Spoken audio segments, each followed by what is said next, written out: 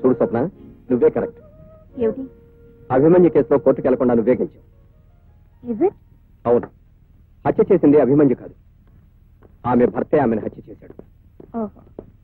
Good morning sir. Good morning. ఏమిటి? Sorry sir, మిమ్మల్ని arrest చేస్తాను. అరెస్టా? దేనికి? హత్య చేసినాను. హత్య? Yes sir. నేనా? ఎవరిని? మిస్టర్ ప్రసాద్, హతుడు ఆనందరావు మరణానికి మీరే బాధ్యులని, మీరు అమానుషంగా కొట్టడం వల్లే అతను మరణించాడని మీ మీద చార్జ్ షీట్ ఫైల్ చేయబడింది. దానికి మీరేమంటారు? ఇంట్రాగేషన్ సమయంలో ఆయన మీద నేను చేస్తున్నమాట వాస్తవమే, కానీ ఆయన చావుకు నేను కారణం కాదు. అంటే భార్య నెల తప్పింది నా వల్లే కానీ పిల్లాన్ని నేను కనలేదంటారు. అంటే మీరు కొట్టిన దెబ్బల వల్ల అతను చావలేదు కాబట్టి అది మీ మూలంగా జరిగిన హత్య కాదు అంటారు. మరి ఎలా చనిపోయాడు? తెలియదు. అతడు కేవలం కొట్టిన దెబ్బల వల్లే చనిపోయాడని డాక్టర్ సర్టిఫికెట్ ఇచ్చాడు. దీనికేమంటారు?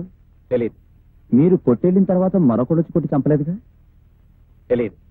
యువర్ ఆనర్, అడిగిన ప్రతిదానికి తెలియదు తెలియదు అని ముద్దాయి తెలివిగా సమాధానం చెప్పడం కేవలం చేసిన హత్య నుండి తప్పించుకోవడానికి సులువైన మార్గంగా భావిస్తున్నాడని కోర్టు వారు నమ్మాలి. Objection your honour. తెలియని విషయాన్ని తెలియదు తెలియదు అని చెప్పకపోతే తెలుసని చెప్తారా? తెలివైన లాయర్ గారిని ఇప్పుడు మీ ఇంట్లో మీ ఆవిడ ఏం చేస్తుంది అని అడిగితే తెలియదని చెప్తారా, తెలుసని చెప్తారా? Objection over out. Thank you your honour. Mister Prasad, హతుడు ఆనందరావు మిమ్మల్ని కలుసుకున్నది మొదలు హత్య జరిగే వరకు. Objection your honour.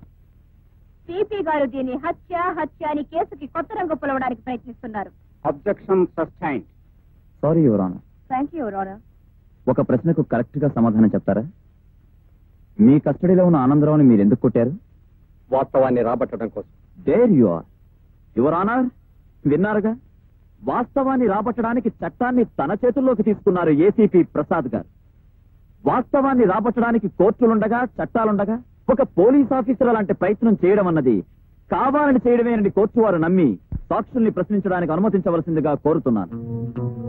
ఆ రోజు మీరు ఏసీపీ ప్రసాద్ గారితో స్టేషన్ లో ఉన్నారు. అవును సార్. అంటే ఆనందరావును కొట్టిన సమయంలో. అవును సార్. మరి మీరెందుకు ఆపలేదు? చచ్చిపోతాడు సార్ అంటే ఇలాంటి వాడు చచ్చిపోయినా దేశానికి వచ్చి నష్టమేమీ లేదన్నారు సార్. ఏసీపీ ప్రసాద్ గారు ఆనందరావును చావబాతుంటే మీరు ఆపే ప్రయత్నం చేయలేదా? చేశాను సార్. సర్కిల్ ఇన్స్పెక్టర్ గారితో పాటు నేను ఆపే ప్రయత్నం చేశాను. అతడు ఆనందరావును ఏసీపీ ప్రసాద్ గారు కొడుతూ ఉంటే నువ్వేం చేస్తున్నావు? నేనేం చేస్తానండి, పెద్ద పెద్ద ఆఫీసులో చూస్తానున్నారండి, ఆడితో పాటు నేను చూస్తానున్నాను. మరి నువ్వు వద్దని చెప్పలేదా? మనం చెప్తే ఏంటారేటండి? అంటే ఆయన కొట్టిన దెబ్బలకి అతను చచ్చిపోయాడంట. హోమ్ మీద నౌకలు చెల్లిపోయండి, చచ్చిపోయాడు. ఆయన కొట్టి వెళ్ళిపోయిన తర్వాత అతను మీరు చూశారా? అయ్యగారు వెళ్ళిపోయాక చెలుకు లాగేసామండి. పొద్దుటే వెళ్ళి చూస్తే ముక్కమ్మటే మూతమ్మటే నెత్తురు గారి చచ్చి పడిపోయానండి. అంటే ఏసీపీ గారు కొట్టిన దెబ్బలకు తెల్లవారేసరికి ఆనందరావు సెల్లో చచ్చిపడున్నాడు కదూ. Please note this point your honour. Objection your honour. కావాలని ఒక పోలీస్ ఆఫీసర్ ని నేరంలో ఇరికించాలని సిపి గారు దృఢ సంకల్పంతో ఉన్నట్టున్నారు. ఆనందరావు చనిపోయిన మాట వాస్తవమే, but it's purely an accident. Your honour, అది యాక్సిడెంట్ అయితే కోర్టుకొచ్చే ప్రతి హత్య యాక్సిడెంటే అవుతుంది. ఎవరి మీద కోపం ఉంటే వారి మీద కారెక్కించి యాక్సిడెంట్ అని రుజువు చేయొచ్చు. Objection over. Thank you your honour.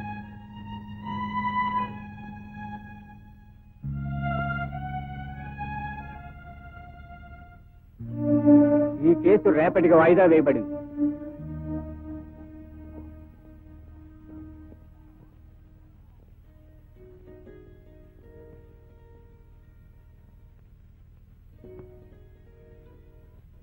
నాకు సహాయం చేయబోయి మీరు ఇబ్బందిలో పడ్డారు. ఇక న్యాయానికి సావే లేదంటారా?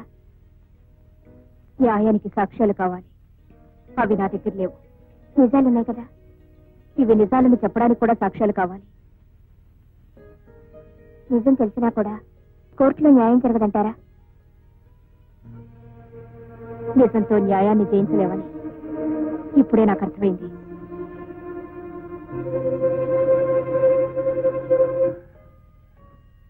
యువర్ ఆనర్, ప్రజారక్షణ కావించవలసిన బాధ్యత గల ఒక పోలీస్ ఆఫీసర్, చట్టాన్ని కాపాడవలసిన ఉన్నతోద్యోగి తనకున్న పరిమితుల్ని విస్మరించి చట్టం కంటే తన చేయి గొప్పదని నిరూపించుకునే ప్రయత్నంలో ఒక హత్యకు కారకుడయ్యాడని భిన్న సాక్ష్యాల ద్వారా రుజువవుతున్నది.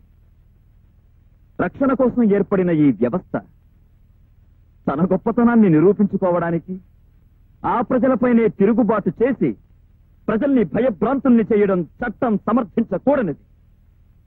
కాబట్టి హత్యకు పాల్పడినందుకు ముద్దాయి ప్రసాద్కి ఐపీసీ 119(302) సెక్షన్ల ప్రకారం కఠినమైన శిక్ష విధించి ప్రజల దృష్టిలో కించపరచబడుతున్న పోలీసు వ్యవస్థను ఉద్ధరించవలసిందిగా కోర్టు వారిని కోరుకుంటున్నాను.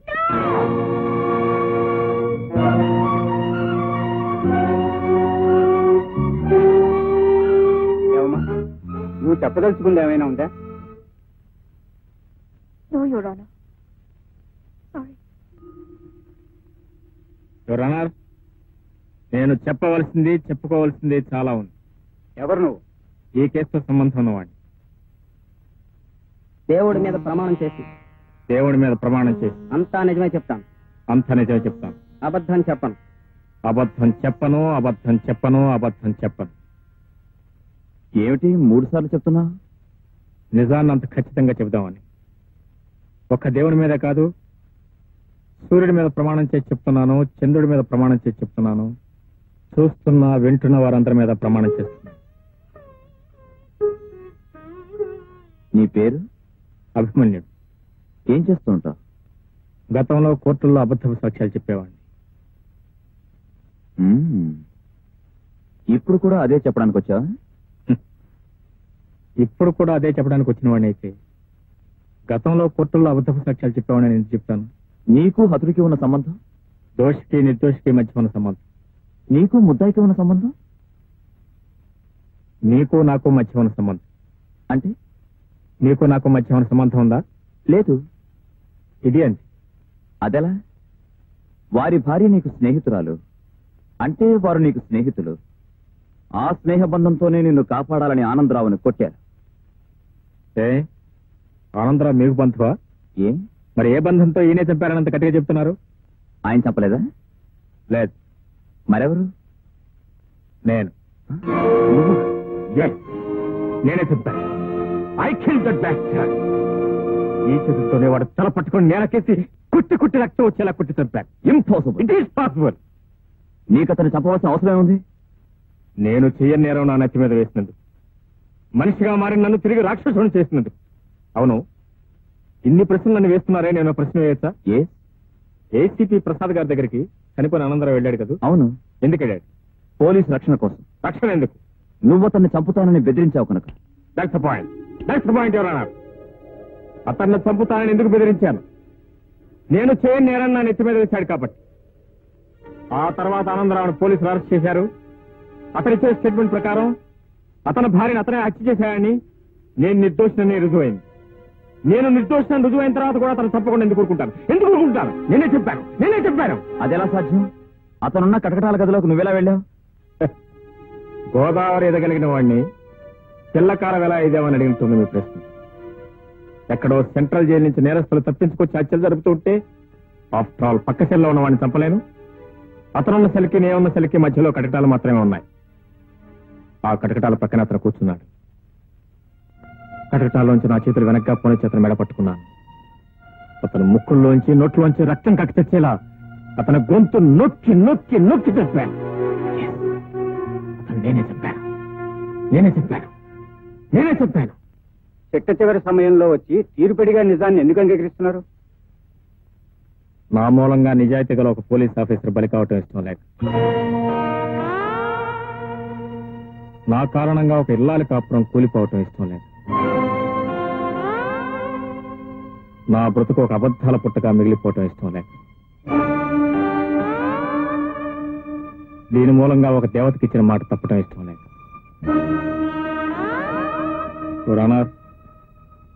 నేను ఇదివరకటి వ్యక్తిని అయితే ఎవరిని గురించి ఆలోచించేవాడిని కాదు, దేని గురించి లెక్క చేసేవాడిని కాదు. కానీ నేను ఇప్పుడు మారిన మనిషిని. నా మూలంగా ఒక నిరపరాధి అన్యాయంగా శిక్షింపవటం నాకు ఇష్టం లేదు. అందుకే మీ ముందుకు వచ్చి నేరాన్ని అంగీకరిస్తున్నాను. మీరు ఏ శిక్ష విధించినా సిద్ధంగా ఉన్నాను. నేరస్తుడు తనకు తానుగా లొంగిపోయి నేరాన్ని ఒప్పుకున్నందుకు అతన్ని అభినందిస్తూ ఆవేశంలో ఈ హత్య చేశాడన్న నిర్ధారణకు వచ్చి ఐపీసీ సెక్షన్ 304A ప్రకారం 3 ఏళ్ల కఠిన కారాగార శిక్ష విధించడం జరిగింది.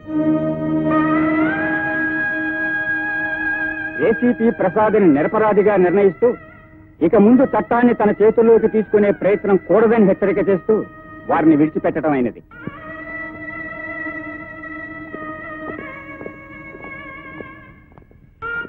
అభి, ఎందుకు ఇలా చేశావు? చంపడం సాక్ష్యం చెప్పడం అబద్ధపు సాక్ష్యం చెప్పడం. లేదు, నిజం చెప్పాను. దేవుని మీద ప్రమాణం చేసి నిజం చెప్పాను.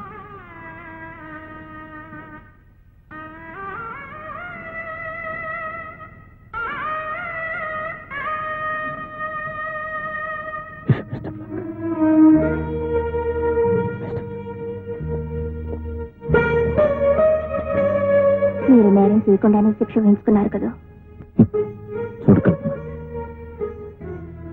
గతంలో చేసిన తప్పుకి ఎప్పుడో ఒకప్పుడు ఎక్కడో చోట ఏదో ఒక విధంగా శిక్షను పెంచాల్సింది.